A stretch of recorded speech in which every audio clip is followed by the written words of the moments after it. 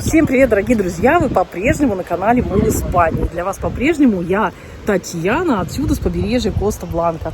Сегодня у нас июль 2024 года, и я хочу вам рассказать немножко о том, какой у нас туризм в этом году. В этом году здесь действительно очень большой туризм. Мы вот с Алексеем стали думать, что за те годы, которые мы здесь проживаем, в этом году наиболее такой огромный туристический сезон, большой наплыв туристов.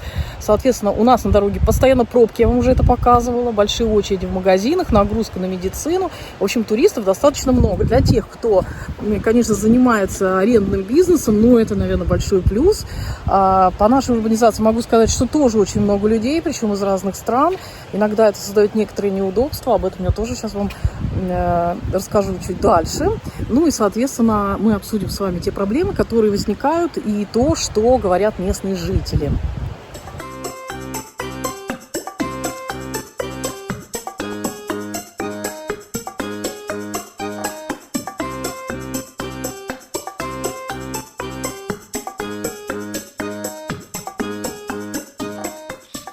Ну, а проблемы, собственно, одни и те же. В общем, то, что я вам уже озвучила, это очереди, это пробки, это то, что во многих урбанизациях, вот и в нашей, в частности. Конечно, туристы приезжают отдыхать, а мы здесь занимаемся делами, и нам бывает очень рано вставать в 6 утра.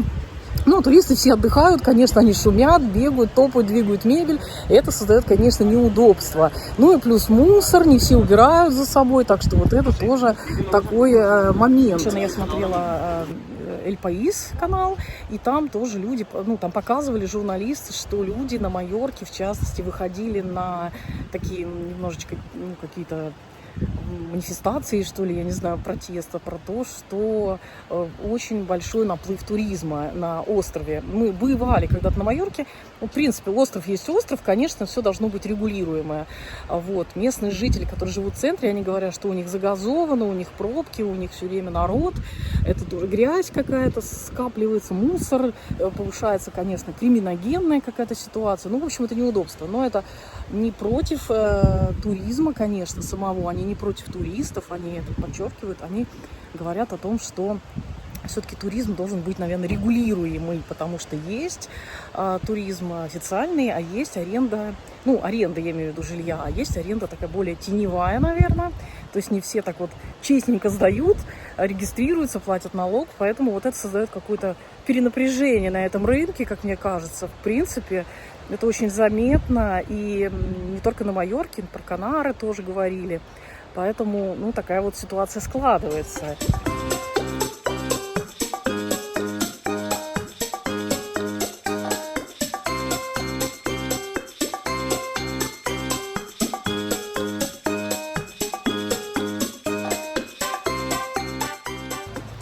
Ну, а в целом, что я хочу сказать от себя? Туризм, повышение туризма, наверное, аренда, это туристическая, это, наверное, хорошо, это развивает экономику, но я думаю, что нельзя только на этом развивать и повышать экономику. Нужно, конечно же, это все регулировать, чтобы все это было официально, чтобы все это было просчитана нагрузка на разные сферы, ну и учитывать, конечно, пожелания местных жителей, потому что когда живешь постоянно, то это очень тяжело, когда твоя урбанизация гудит, не все, наверное, там, как я уже сказала, разный есть туризм, разная аренда, поэтому, наверное, это очень тяжело. Когда перегружен бассейн, когда есть какая-то грязь, мусор, в общем, шум. У нас англичанин, например, не выдержал нашу урбанизацию, он съехал, просто купил себе новое жилье. Говорит, я больше так не могу, каждое лето одно и то же, но и вот это лето, оно, конечно, самое такое напряженное. Ну, а на море у нас тем временем вот такая вот обстановочка. Были дни, когда было до 42 аж поднималось. В Мурсии, например, очень жарко было. Сейчас чуть легче. Море очень хорошее.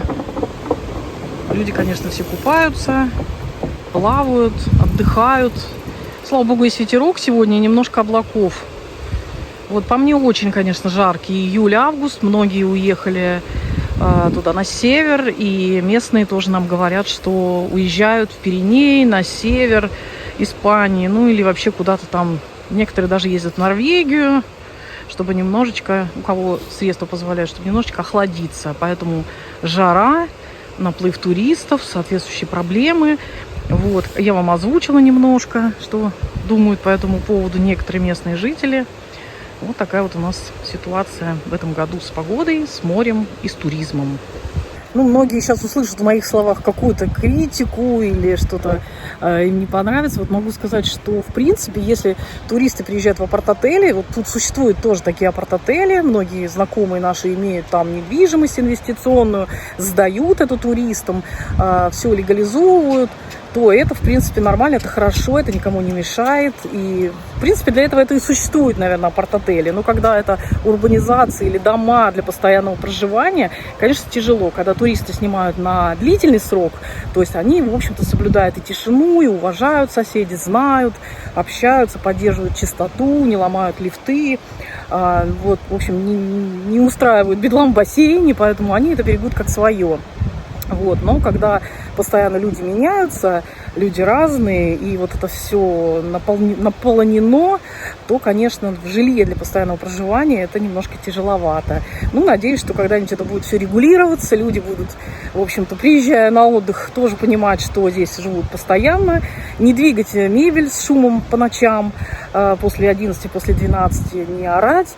И, в общем-то, тогда будет спокойно всем, наверное, и не будут люди выходить вот с такими разными вопросами. И, в общем-то, отдых будет и отдых, и проживание для людей, которые постоянно живут, тоже будет достаточно комфортным.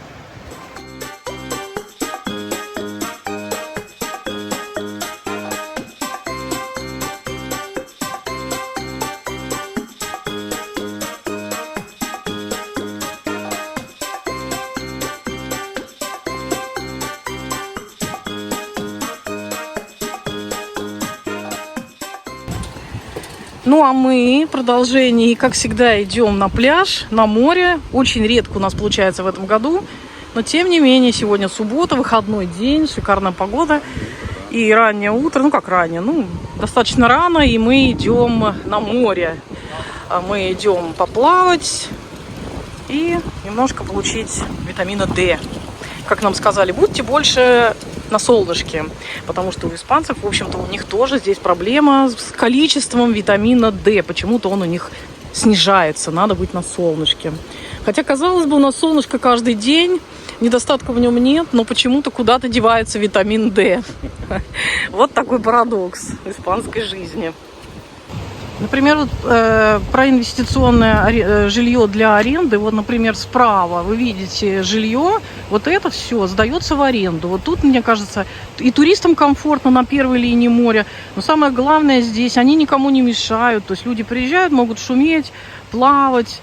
Я не знаю, что там делать, прыгать и скакать. Они все приезжают на отдых, все готовы, в принципе. Никто на работу не ходит, в 6 утра никто не встает на учебу или там на работу. Поэтому, наверное, вот такое жилье, которое, совсем на первой линии и для туризма хорошо, для аренды, вот это вот, тут, в принципе, никому не мешает, это понятно. Либо апарт-отели. То есть я считаю, что все это должно регулироваться, наверное, естественно, государством, все должно оговариваться, и жителей, в принципе, тоже надо, наверное, спрашивать, удобно им или нет, хотят они видеть постоянно туристов, даже 3 месяца в году, крик, шум, гам, тарарам, то есть готовы ли они терпеть вот это, то есть, тоже нужно, наверное, все-таки спрашивать. Мое такое мнение, сугубо индивидуальное, никому ничего не навязываю, просто делюсь с вами своими впечатлениями. Вот эти домики, поближе вам показываю. Вот так все это выглядит. Ну что ж, на пляже у нас народу много. Да, народ любит ходить вдоль кромки моря. Мы тоже идем, занимаемся этим спортом.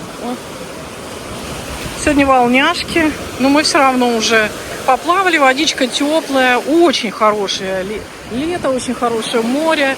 Очень много разных туристов. Смотрите, какая красота. И мы гуляем вдоль кромочки моря для того, чтобы это был и отдых, и спорт, такое летнее времяпрепровождение.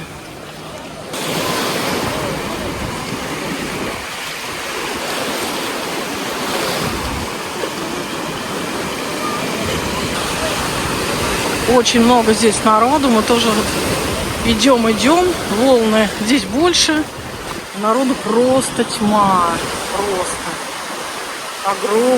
огромные толпы народу, люди отдыхают, туристы одни уезжают, другие приезжают, сменяют друг друга на нашем побережье, люди отдыхают, лето, июль.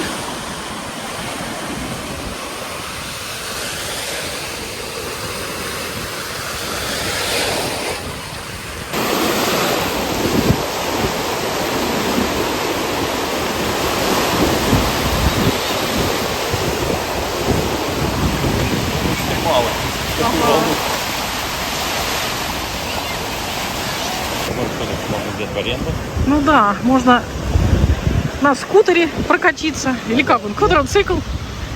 Всякие. Как это называется? Ну, катамаран. А, катамараны, да. Катамараны, спасательный жилет. Вот там цены. В общем, аренда и развлечения на пляжах Испании в полном разгаре. Не спрашивайте, какой это пляж. Я думаю, что это практически по всему побережью есть. Одно и то же. Аренда, все услуги. И вот там уже люди берут в аренду и катаются. Я не буду перечислять вам все цены на все вот эти вот развлечения. Ну, где-то от 20 евро с человека, что-то 25. Скутер, по-моему, там 100 с чем-то, да? Да, горка 30 минут, 9 евро. Горка 30 минут, 9 евро. Банан 20 евро с человека. Есть парашют. Так, ну, в общем, как в Турции, так и везде. Все те же развлечения, цены приблизительно, наверное, везде одинаковые, на разных курортах. Не имеет смысла ходить, наверное, говорить. Вот, если вы что-то забудете, здесь есть еще и пляжные торговцы, они продают очки, сумочки, в общем, всякую белиберду. Не забывайте зонтик, воду и шляпки. И солнцезащитные средства, очки всякие там для кожи. Если вы используете женщины для волос, в общем, чтобы не испортить себе летний отдых.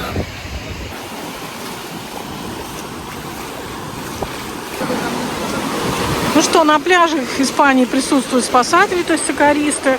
Смотрите за цветом флага. У нас здесь зеленый флаг.